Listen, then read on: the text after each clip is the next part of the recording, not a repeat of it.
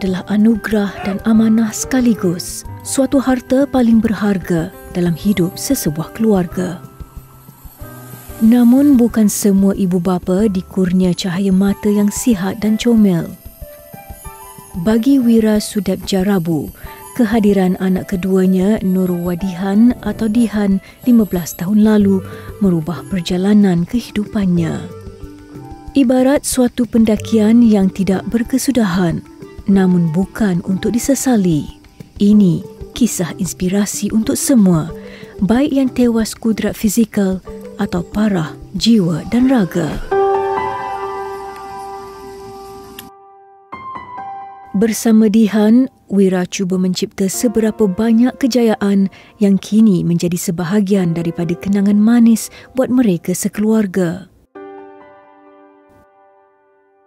Malah ada antara pencapaian yang dilakar mereka kini menjadi inspirasi buat insan lain yang juga menempuh laluan sukar yang serupa.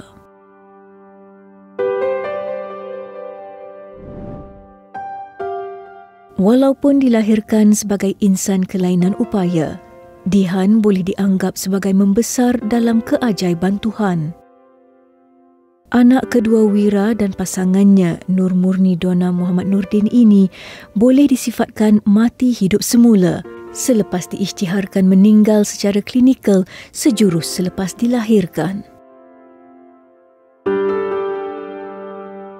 Asalnya dulu masa dalam kandungan dia normal, tapi lahir tak cukup bulan, lebih kurang 8 bulan, ada berlaku komplikasi yang dipanggil abruptio placenta.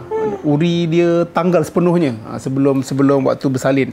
Jadi dalam tu dia dah terputus segala bekalan oksigen, makanan dan sebagainya.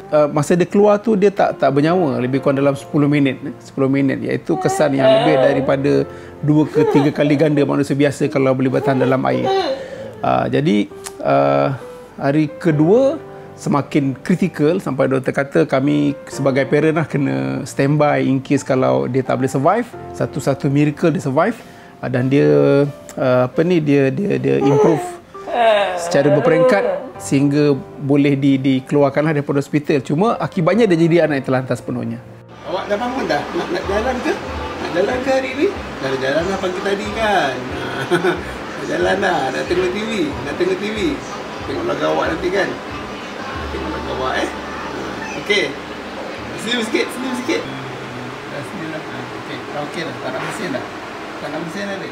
Pasrah dengan ketentuan Allah, Wira dan isteri bertekad untuk membesarkan anak istimewanya ini walaupun terpaksa berdepan dengan pelbagai cabaran. Gaya hidup mereka berubah.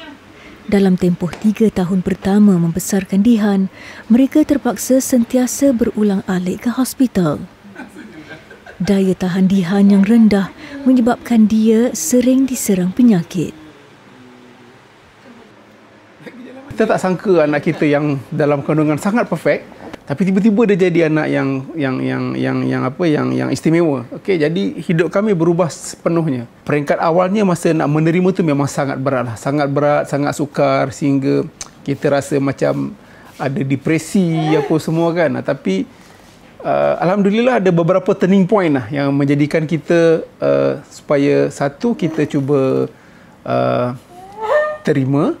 Yang kedua, kita cuba biasakan diri dengan kehidupan tu. Dan yang ketiga, kita cuba perbaiki kehidupan kita selepas tu.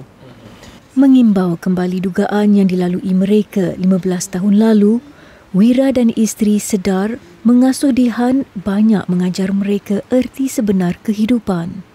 Apatah lagi ketika cabaran yang datang itu amat menekan emosi. Namun, demi rasa tanggungjawab untuk membesarkan Dihan, mereka pejamkan mata dan menghadapinya sehabis daya. Tanpa sedar, Dihan rupanya membekalkan kekuatan tersendiri untuk ibu bapanya. Yang pertama adalah cabaran emosional ataupun emosi.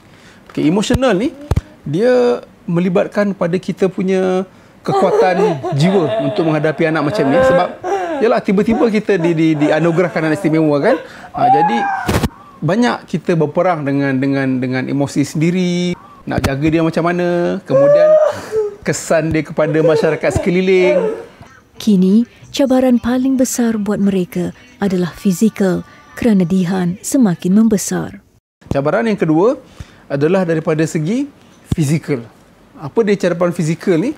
Anak macam ni, dia tak mampu nak buat apa-apa. Okay. Contoh biasa, kalau anak tu anak yang istimewa, ibu bapa dia kena menjadi pengganti deria ataupun anggota yang dia tak ada.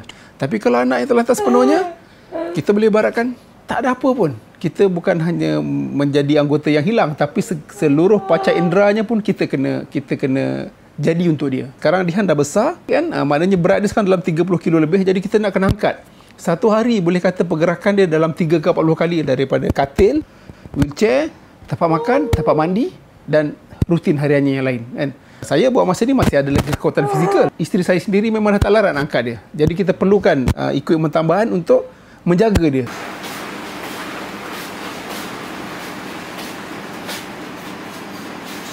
Ketiga adalah cabaran daripada segi financial. Financial ni adalah yang antara yang paling berat jugalah, sebab biasanya kalau anak macam ni, kalau ibu bapa dua orang bekerja, seorang kena berhenti. Ini yang biasanya yang tak boleh nak nampak lah, kira loss of income. Lepas tu dia punya pembelajaran pun agak tinggi, dari segi dia punya perubatan dan sebagainya, dan kemudian peralatan khas lah. Bagi memastikan otot Dihan tidak kekejangan kerana kurang bergerak, Wira dan isteri menjalankan sesi latihan dan fizioterapi setiap hari. Pegang. Suka exercise. Ambil dua. Taruh bawah. Okey. Ram. Taruh bawah. Lepas. Panjang. Ambil lagi. Nombor berapa ni? Nombor 3. Ambil.